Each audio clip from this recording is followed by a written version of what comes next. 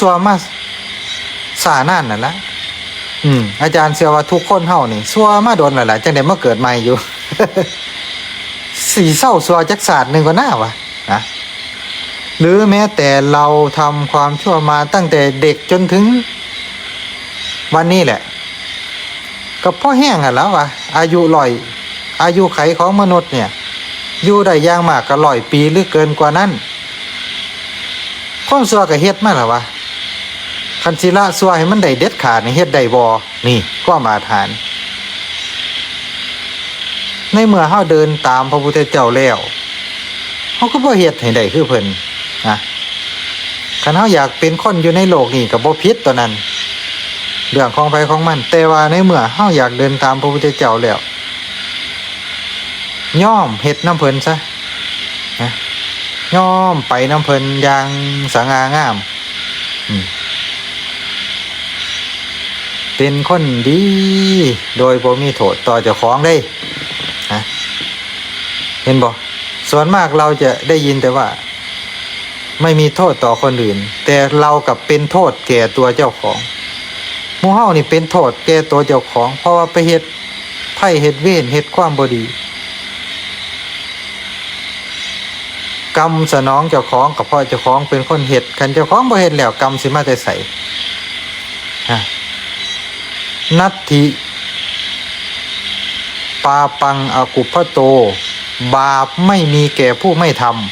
ำอย่าย่านนะคันบ่เฮ็ดนะคันบ่เฮ็ดนี่บ่มีความย่านเลยคันเฮ็ดแล้วมันย่านตัวบัดนี้ไผบ่ฮู้ก็สร้างเอาใครก็ตามทำความชั่วในโลกนี้ทำในที่ลับก็ตามไม่มีใครเห็นก็ตามมันย่านได้บัดนี้คนบ่เห็นมันก็ย่านผีเห็นย่านเทวดาเห็นบัดนี้หรือย่านผู้มีญาณ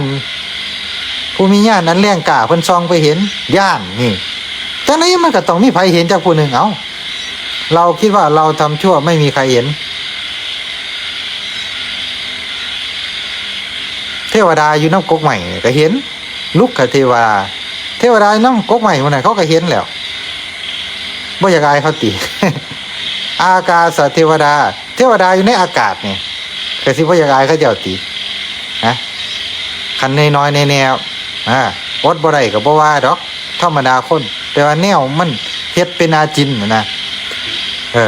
ความชั่วนี่ใครก็ทำถ้ายังไม่หมดจดแต่ว่ามันอดไม่ได้มันเลยทำอันนั้นก็แก้ไขต่อไป